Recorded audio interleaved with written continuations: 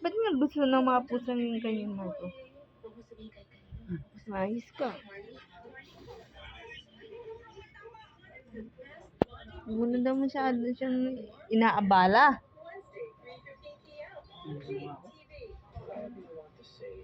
So, tinitingnan ka niya man kasi sinusundan ka niya ng tingin.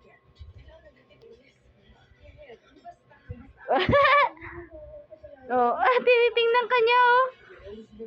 Bakit? Ayos, ah.